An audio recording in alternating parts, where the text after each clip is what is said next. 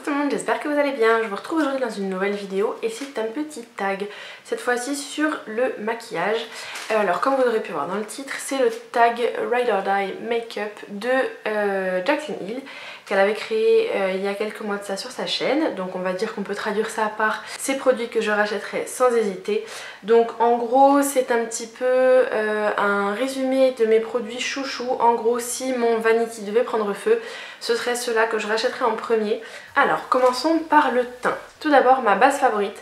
Donc c'est ce petit produit là, c'est donc le Baume Beauté Éclair de Clarins qui se en fait c'est à la fois une base ou un masque, donc à utiliser de deux façons différentes, en couche fine et bien étalée et on se maquille de suite, ça sert de base, on laisse poser une dizaine ou une quinzaine de minutes, ça sert de masque. Donc le but étant évidemment d'avoir un petit effet tenseur et lisseur sur la peau. C'est un produit que j'adore, que j'avais eu en échantillon à plusieurs reprises dans des commandes Sephora et j'avais fini par l'acheter sur le site de Clarins lors d'une promotion.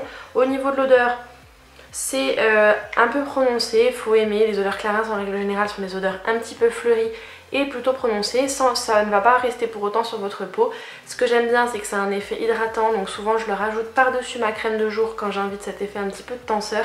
Effectivement votre produit teint appliqué juste après va avoir tendance à s'appliquer beaucoup plus facilement, c'est quand même le rôle d'une base, donc ça ce serait effectivement un produit que je rachèterais sans hésiter. Ensuite on passe donc au fond de teint en lui-même. Donc ça c'est un fond de teint que je n'ai pas utilisé depuis très longtemps sur ma chaîne, mais je pense quand même que c'est un de mes produits teint chouchou.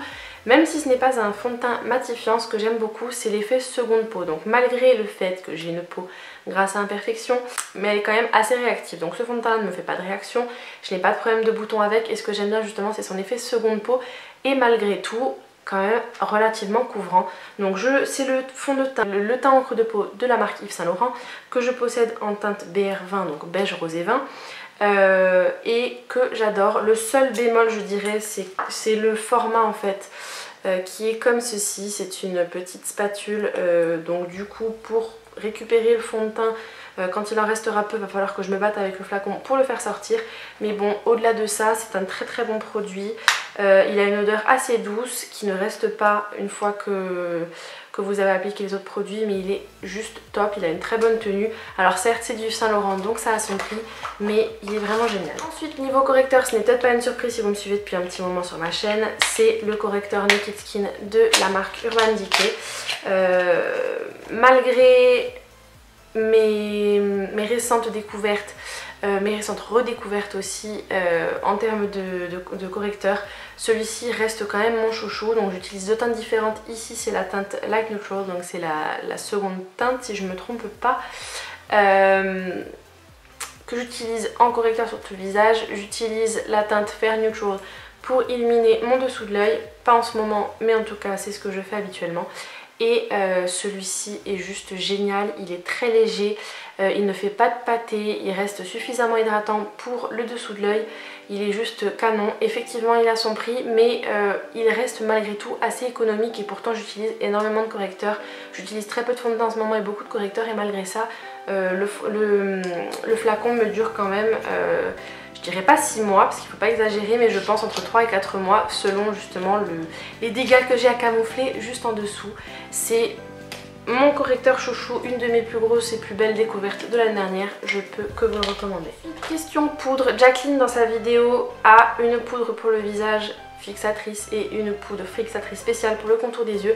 Moi on va dire que c'est un 2 en 1, donc certes là elle commence à vraiment faire la tête, mais elle se présente comme ceci. Donc j'ai atteint largement le fond de la palette. C'est la poudre Beauty Amplifier de la marque Sephora. Je ne fais que vous en parler plus que régulièrement quand je vous... En général c'est la poudre que j'utilise pour fixer ma zone T et également ma paupière et mon dessous de l'œil. Ce qui est en fait assez rigolo, c'est qu'elle fait pour moi le même effet, le même fini que les poudres du style la poudre hyaluronique de By Terry et la poudre libre de la marque Laura Mercier, donc qui coûte quand même une bonne grosse blinde. Celle-ci est à 12,95€ ou 13,95€, bref pas excessif. Elle se trouve sur le site de Sephora et en boutique. Et ce qui est assez sympathique, elle n'a pas une odeur particulière, ça sent la poudre tout simplement. Et moi j'aime beaucoup l'appliquer sur le contour de l'œil à l'aide d'un Beauty Blender sec et ce qui est assez sympathique c'est justement cet effet très velouté qu'elle laisse à la peau. Alors certes si vous êtes mat de peau vous allez avoir un petit film blanc donc c'est pour ça qu'il faut quand même malgré tout avoir la main légère, mais elle donne un fini de dingo à la peau. Son but étant une poudre lissante éclat, donc à ne pas confondre avec une poudre matifiante. Elle n'est pas matifiante, loin de là. Bon après j'ai une peau très grasse qui a tendance à très vite briller donc je suis le mauvais cobaye là-dessus, mais elle est juste géniale. Continuons dans la logique des choses. Pour ce qui est du bronzer, j'ai décidé de vous en présenter deux. Un que j'utilise plus pour réchauffer mon teint et un que j'utilise plus souvent pour le contouring. Donc celui pour réchauffer mon teint, ça c'est à cause de mon addiction à YouTube. C'est le Laguna de chez NARS. Comme vous pouvez le voir, il est bien attaqué. C'est le deuxième compact comme ceci que j'achète. Donc ça veut tout dire. Il y a des légères particules irisées dedans. Donc si vous n'êtes pas fan de ça, fuyez. Après je dois vous avouer que moi ça me dérange pas plus que ça parce que finalement une fois appliqué et bien estompé, c'est pas ce qui se remarque le plus. Il m'arrive de l'utiliser également en bronzer, mais ce que j'aime bien avec le Hoola de Benefit c'est justement que c'est un bronzer qui n'est pas trop chaud, mais c'est un bon intermédiaire. Je l'utilise à la fois pour réchauffer mon teint et en contouring. C'est pour moi le bronzer idéal pour les peaux très claires. Donc à savoir que j'utilise celui-ci principalement pour l'automne, l'hiver et le printemps, tant que je ne suis pas encore trop bronzée, parce qu'une fois bronzée, il ne me sert pas à grand chose, mis à part pour le contouring. C'est également le deuxième poudrier que j'achète, c'est vous dire si je l'apprécie. On passe au blush, ce n'est pas une surprise, vous savez à quel point j'aime les produits MAC, et celui-ci notamment c'est le Melba de chez MAC, donc c'est un fini mat tout simplement, qui ressemble à ceci. J'ai que les blush MAC ont une pigmentation de dingo, que ce blush va à peu près avec tous les looks. On peut l'appliquer avec une main très légère ou une main un petit peu plus lourde, ce qui fait que vous allez avoir un fini plus ou moins une légère couche de couleur, un léger voile de couleur, c'est tout à fait sympathique. Celui-ci c'est vraiment pour moi une valeur sûre. Je ne vais pas vous l'ouvrir et je vous le montrerai peut-être à la limite swatché. C'est mon tout premier highlighter de chez MAC, c'est le Soft and Gentle. Je pense que si je n'en avais qu'un à racheter ce serait celui-ci, même si j'adore le Champagne Pop de BK, le Lightscapade également de chez MAC, que j'aime énormément, la palette Solstice de Sleek et compagnie. Celui-ci est pour moi celui qui est le mieux car vous l'appliquez avec une main très légère, ça vous permet d'avoir un petit voile lumineux qui vous donne vraiment bonne mine. Vous l'appliquez un peu plus intensément, il devient presque boule à facettes. Mais celui-ci j'aime également beaucoup l'utiliser avec juste un peu de bronzer dans le creux de paupière et sur toute la paupière mobile, c'est juste canon. En touche lumière sous le sourcil ou en touche lumière en coin interne, également magnifique. Je vais maintenant passer aux yeux et aux sourcils. Donc tout d'abord j'avais envie de vous présenter ma base à paupières préférée. Donc même si je vous parle beaucoup en ce moment de la base Prep and Prime de MAC qui est en format tube et c'est sous forme de crème, moi je pense que je reviendrai toujours à cette petite chose là. Là c'est donc le Paint Pot dans la teinte Painterly de chez MAC qui est très bien pour les personnes aux peaux claires avec des sous-tons rosés. Pour les personnes qui ont la peau avec plutôt des sous-tons jaunes, dans ce cas là ce sera plutôt le soft ocre, et vous allez avoir également des teintes plus foncées pour les personnes qui ont la peau mate voire noire. Donc celles-ci je vous les recommande vivement, elles peuvent se suffire à elles-mêmes en tant que fard à paupières, elles peuvent également servir de base, elles permettent de faire tenir très bien les fards à paupières. L'avantage si vous n'avez pas forcément envie de vous mettre du fard à paupières sur les yeux, c'est que comme elle est légèrement teintée, elle va bien camoufler les petits vaisseaux si vous n'avez pas mis de fond de teint auparavant sur vos paupières. Vraiment très très sympa. Et au niveau du rapport qualité-prix, ce sont des fards qui vous durent très longtemps.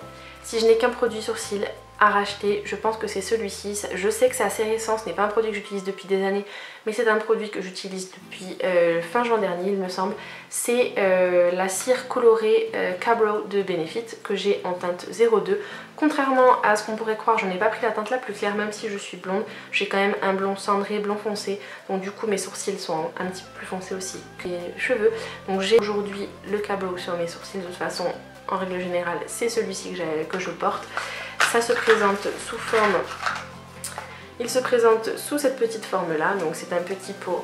Juste ici vous avez la cire colorée et vous avez en fait le capuchon vous retournez le petit tube et en fait vous avez juste ici un petit pinceau que vous utilisez de cette manière là et il est quand même plutôt pas mal à utiliser. Donc vraiment un produit très pratique à emmener avec soi puisque justement vous avez le pinceau intégré. Évidemment je brosse d'abord mes sourcils dans le bon sens pour les mettre de la manière où j'ai envie de les peigner avec un goupillon. Je pose mon produit et après je repasse le goupillon dans mon sourcil pour remettre les sourcils en place et également estomper un petit peu les petits excellents produits qu'il pourrait y avoir. Ça vraiment, rapport qualité-prix encore une fois, je suis plutôt étonnée parce que c'est vrai qu'il coûte 26,50 € ce produit, il est quand même plus cher que celui d'Anastasia, mais malgré tout, j'en suis très satisfaite. Je n'ai pour le moment pas encore testé les cires Deep Brow de Anastasia Beverly Hills, mais celui-ci il m'avait bien tenté, donc j'ai tenté le coup et je vous le recommande. Si je ne devais citer et ne garder qu'une seule palette, ce serait la Chocolate Bar de Too Faced, l'original, pour la bonne et simple raison que c'est vraiment mon énorme coup de cœur. Les palettes Too Faced sont passées loin devant pour moi les palettes Urban Decay, donc l'original ressemble à ceci. Elles sont de toute façon, les palettes Chocolate Bar sont la plupart du temps composées de fards neutres. Vous avez quand même pas mal de tons un petit peu chauds, vous avez quand même un violet un violet et un rose dans la palette. Vous avez les deux fards neutres qui sont un fard mat et un fard irisé, donc la touche lumière et la base ou la touche lumière mat, qui sont en plus grand format pour pouvoir les utiliser, puisqu'en général ce sont des couleurs que vous allez utiliser à chaque maquillage. Et après vous avez quand même de très jolis fards. Vous avez dans la palette 1, 2, 3, 4, 5, 6 fards mat et tout le reste c'est ou irisé ou pailleté, mais effectivement très très bonne pigmentation. Vous pouvez faire vraiment à peu près un peu tous les looks que vous avez envie. Vous pouvez faire très bien un look un petit peu plus chargé comme des looks très très neutres. Bref, pour moi c'est la palette que je rachèterai sans hésiter si je commence à la finir. Et en plus de ça, ça sent le chocolat quoi, donc comment lier la gourmandise à la passion pour le maquillage. On achète les palettes Chocolate Bar. Pour finir avec les yeux, j'ai le mascara. C'est une découverte de cette année. J'adorais l'autre mascara, le Omega H, le premier mascara de Marc Jacobs. Et je suis complètement tombée en amour avec celui-ci, donc qui est le Velvet Noir, que je vous montre dans toutes mes vidéos, dans tous mes tutoriels maquillage. C'est celui avec la brosse un petit peu en forme de sablier. C'est juste un mascara dingo car il est vraiment très très pigmenté, c'est un noir très profond. Vous pouvez faire aussi bien un look très naturel en ne passant qu'une ou deux fois la brosse dans les cils. L'avantage c'est qu'ils sont très noirs tout de suite et après vous pouvez faire des cils un petit peu plus chargés comme j'aime à faire d'habitude, car avec mes cils blonds tout clair, tout fin, effectivement j'aime avoir un mascara très noir sur les cils. Et même s'il a son prix, pour moi il vaut largement le détour. Surtout qu'en général j'arrive à tenir entre 4 à 6 mois avec un flacon de mascara. Bref, gros coup de cœur. Je vais juste vous citer mon vernis préféré. Donc effectivement Jaclyn Hill n'a pas cité de vernis dans ses chouchous. Elle avait cité des fossiles, mais comme je n'en porte pas, j'ai décidé de remplacer. Ma marque de vernis préférée restera encore et toujours les vernis ici. Et là celui que j'adore, que je porte un petit peu quand je ne sais pas quoi mettre à l'année, j'aime porter le Saint-Tropez, qui est donc en fait un nude beige presque blanc. Il est juste magnifique, il fait des ongles propres, il est juste topissime. Mon spray fixateur préféré pour le maquillage, j'aime beaucoup l'eau de beauté de Caudalie, mais vraiment pour le côté fixateur, au-delà du fait d'enlever le côté poudreux, c'est le spray Prep and Prime Fix Plus de MAC, puisqu'en fait vous pouvez l'utiliser en spray fixateur de maquillage sur tout le visage, mais également vaporiser vos pinceaux avec pour intensifier vos fards, les rendre un petit peu plus métalliques, plus lumineux. C'est un produit qui est vraiment multi-usage et j'aime beaucoup. Il ne me donne pas de boutons, il ne me donne pas de démangeaison. Il fait vraiment durer plus le maquillage et évidemment son but c'est aussi d'enlever le côté poudreux quand on a mis un peu trop de poudre sur le visage. C'est juste topissime. On passe maintenant aux produits lèvres. Donc il y a tout d'abord mon rouge à lèvres préféré. Si je ne devais garder qu'un seul rouge à lèvres, ce serait un rouge à lèvres de chez MAC.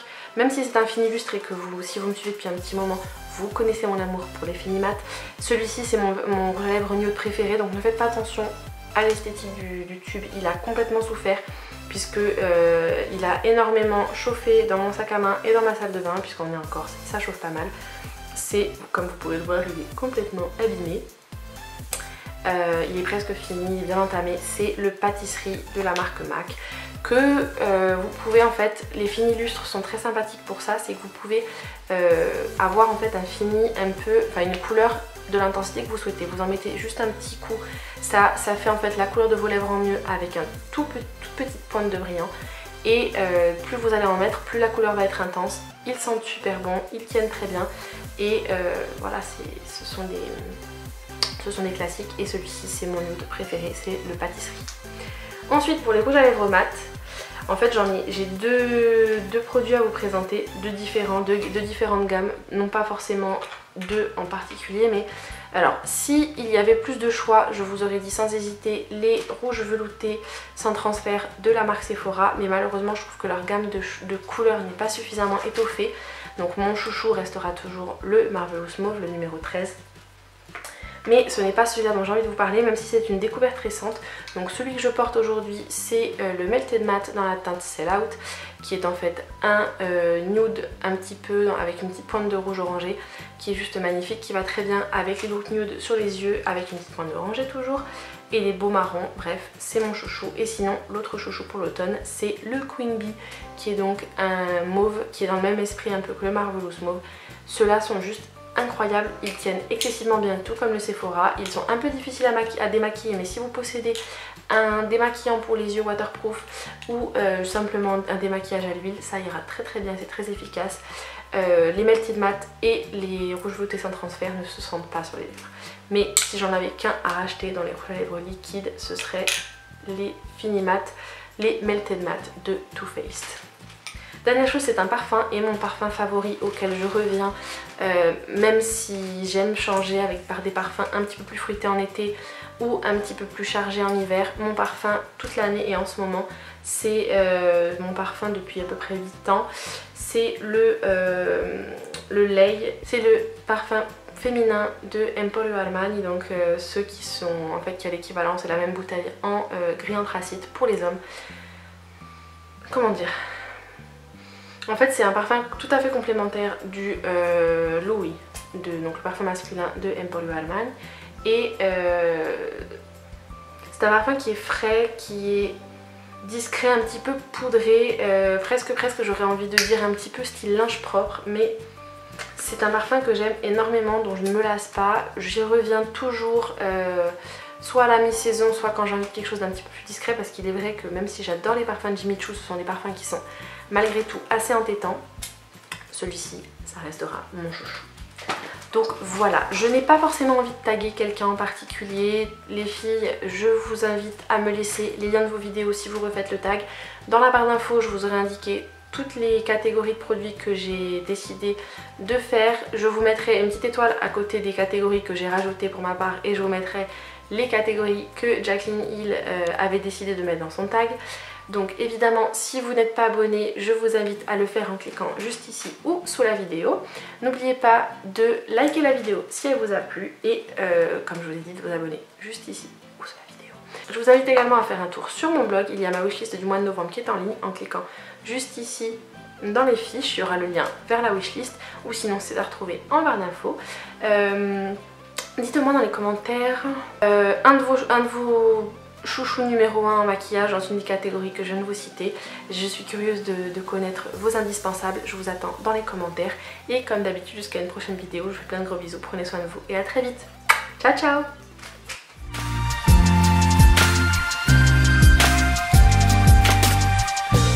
Coucou tout le monde, j'espère que vous allez bien. Je vous retrouve aujourd'hui dans une vidéo un petit peu